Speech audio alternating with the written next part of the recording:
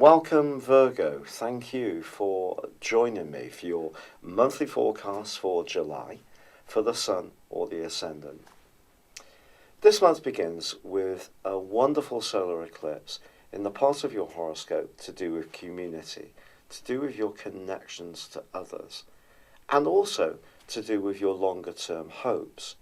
This isn't so much about goals and ambitions, it's more about the things that actually give us a sense of hopefulness and personal satisfaction. And I feel over the next 6 months, you have a marvellous opportunity to expand your network of connections, to improve your friendships, and also to reach out towards the things that will ultimately uplift you at a soul level. But also on the 2nd, Mars, the planet of drive, moves into the sign before yours of Mars. Now Mercury, your ruler, is already in this location. Now Mercury is going to be slamming on the brakes on the 7th and goes into a retrograde, and then on the 19th inverts back into Cancer, so ends the month as it comes out of the retrograde in Cancer. But what I would say to you is that although you have this opportunity, which the Cancerian energy of the solar eclipse is about, is to think about your future, I do feel that something from your past is going to strongly influence your future. Now, this might sound like a very logical thing to say, because if we think about it, all the experiences we have are like a bridge to our next part of our journey, and we're feeding off those experiences, and they're helping to inform us about the direction we take and the decisions we make. But I think someone who's been very important to your past can play an even greater role this month. Now, it may just be that old messages, lessons, or influences you had are going to become much more active in your consciousness. Then again, it could be that someone from your past is going to play a much greater physical role, so you're going to see them more, which in itself can be exciting. But as this month begins, and Mercury goes into that retrograde, even though Mars moves into the sign of Leo, I do feel that there will be times when your emotions can be a little bit up and down. Mars in the 12th solar house can see us going through the whole spectrum of emotions, from feeling quite angry at times to quite tearful, depending on what outstanding stuff we may have. And most of us have some kind of history. The people will say, well, I've got no baggage at all. Well, that's quite a claim, isn't it? Because we're all influenced by events, and even if we work through them successfully, they're still part of who we are, and we shouldn't be ashamed of them. We shouldn't be trying to make out that nothing phases us, because at heart we're all fairly vulnerable. So I feel if you do have a situation at times this month where you do think about someone from your past or a situation from your past, try to be philosophical about it. Now, Jupiter and Neptune are going to be in a right angle for the first 3 weeks of this month. And Neptune continues in your sector of relationships. So when it comes to someone you may encounter if you're single and you're trying to work out what they would mean to you, it's absolutely vital that however wonderful they may seem, that it actually works for you at a more emotional level. So in other words, would you feel comfortable coexisting with this person? If they're a rather dramatic or charismatic or even very alluring person, that's only part of the formula. So I think this particular square can see us almost over-hyping things. And so if you do encounter someone, however wonderful they may seem, do try to be earthy about it. Somewhere along the way, they will have just as many frailties as the rest of us. So it's just about being realistic. But Venus moves on the 4th into a lovely location, moving into Cancer, and that's going to augment the energy of that solar eclipse. And also the North Node, the point of destiny, which is like the needle on a compass, and that's where the planets are pulling you towards that Cancerian energy, and have been since November the 7th last year. They're asking you to open up your world, to be much more connected to others, to have a sense of community and kinship. So if you are someone who enjoys social media or meeting people in your local community, getting involved in activities, then that, I feel, can be very enriching. And if you're single, with Venus moving into this area, it very much is the case that the more people you meet, the greater your chance of actually coming into contact with someone who can have a special impact upon you. Now, the Sun does go opposite with Saturn in week 2.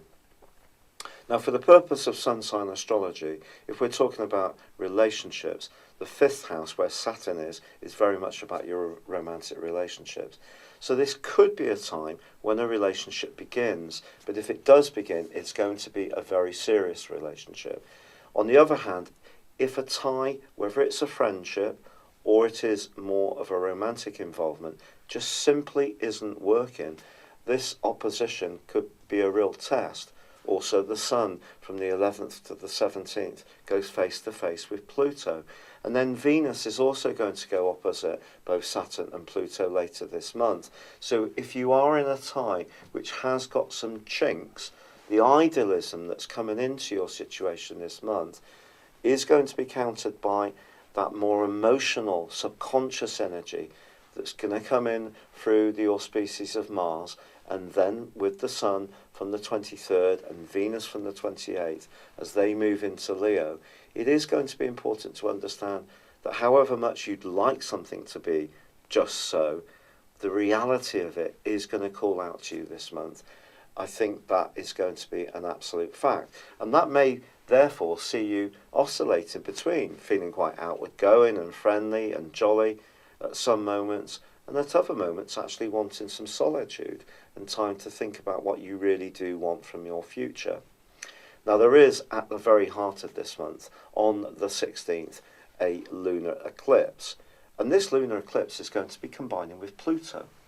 Now, Pluto is the planet of change, it is the planet of secrets, it is the planet of power, and in the 5th solar house, having the lunar eclipse right alongside it suggests that this could be a very potent time for you over the next 6 months for your love life. Of course, it depends on your unique circumstances.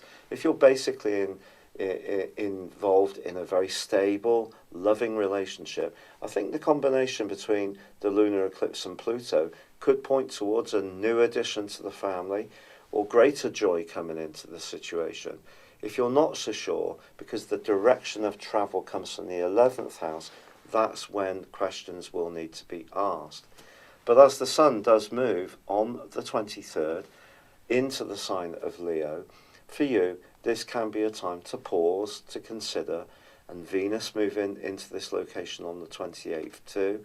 So if you do find yourself just wanting to step back a little bit, don't beat yourself up about it, Virgo. You're naturally analytical, and because your ruler is going to be retreating for 3/4 of this month, then it is an opportunity for you to just do a little bit of very helpful navel gazing. And don't let anyone give you a hard time about that, because the more time you can balance the more exuberant part of your nature with the more reflective one, the more you're going to keep yourself in just the kind of alignment you need. But the most compassionate side of your nature is going to come out this month. You're going to be looking for people who understand what makes you tick at a deeper level, and that's going to be as enriching and as important to you, as I say, as much as someone being fun, gregarious, highly attractive or alluring, whether it's as a friend or in a personal capacity. Thank you for having joined me at your monthly horoscope forecast. I do hope you enjoyed it. If you'd like to know more about what's going on in your situation, go on a journey of discovery beyond your zodiac sign by embracing your personal astrology. This is based on your time, date and place of birth. And if you no longer live in the same location where you were born, in terms of your forecasting, I can relocate you to where you are living now. Not a lot of services like this offer that particular feature.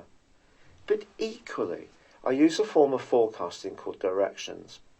This is where we take your personal horoscope when you were born, your natal chart, and advance it for roughly 1 degree for every year of your life.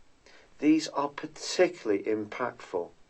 The influence that they have on your natal positions, but also on moving planets that they impact upon now, the transits, really are very powerful.